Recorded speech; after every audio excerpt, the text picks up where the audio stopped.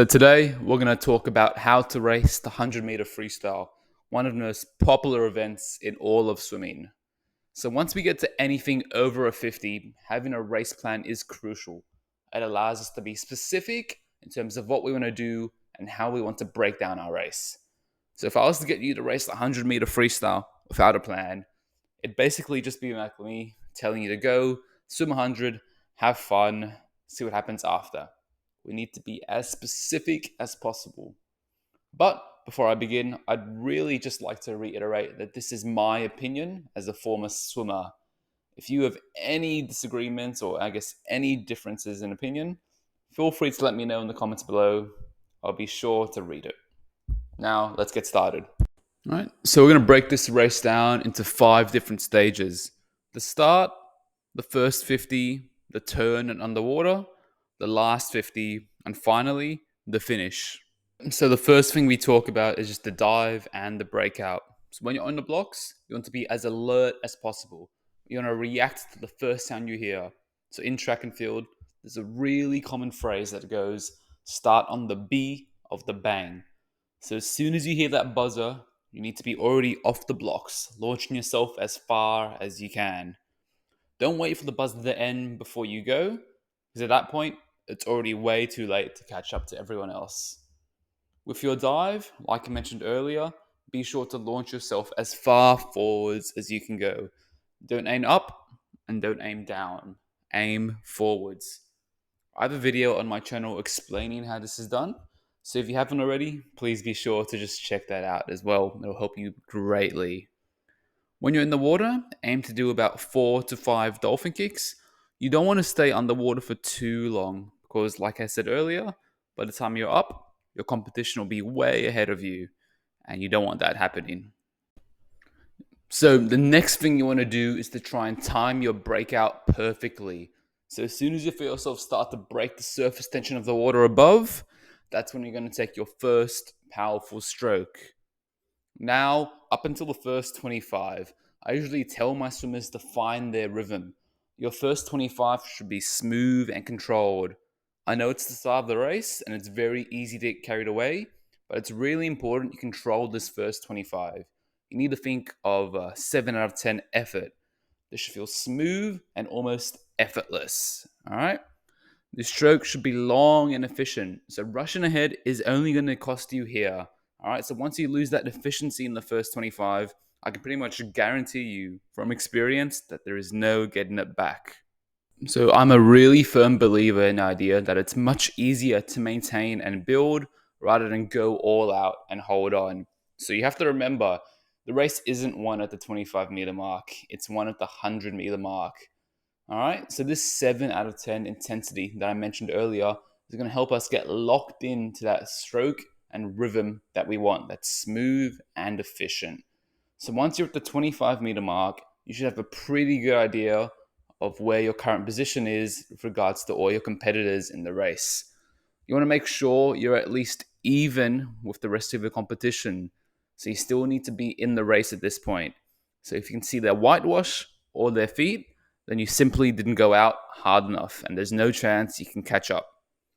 So now, once we get to the 35-meter mark, this is where I have my swimmers accelerate or build.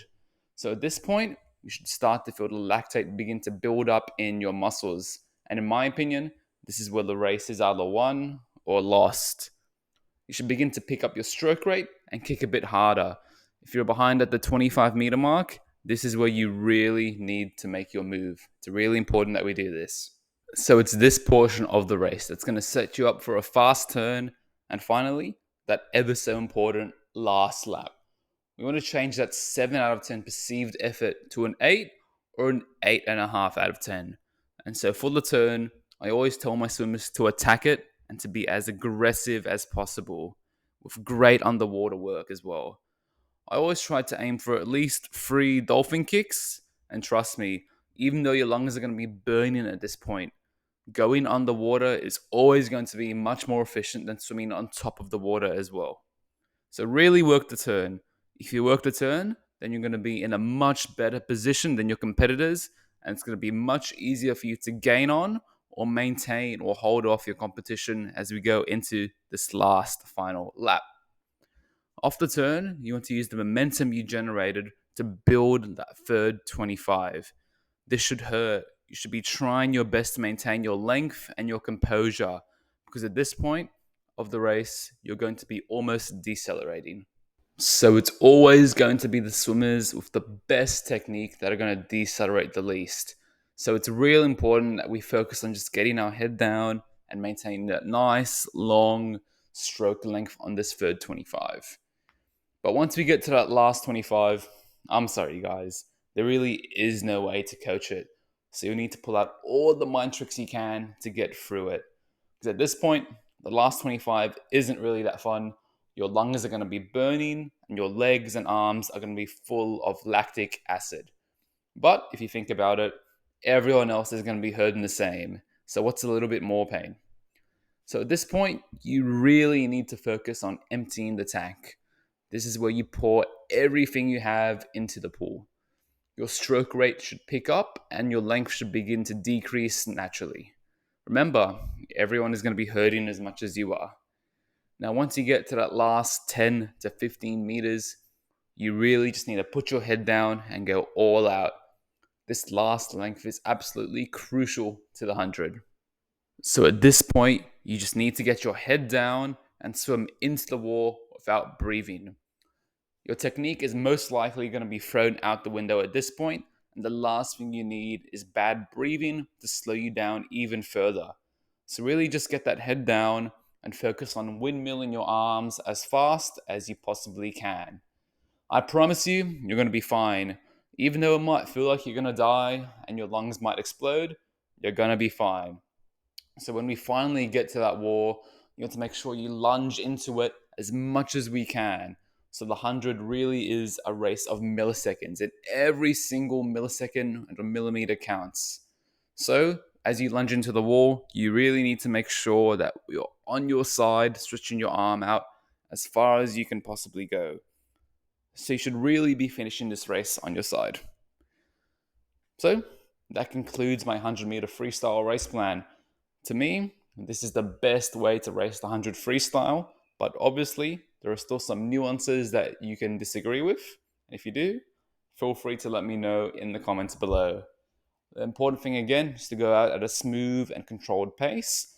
And once we hit that once we hit the 35-meter mark, we start to build into the wall. Once we're at the wall, we attack the turn, maintain our speed and stroke length to that third 25.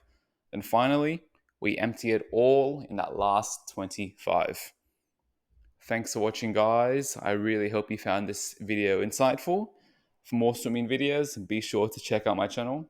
As always, have fun, swim strong.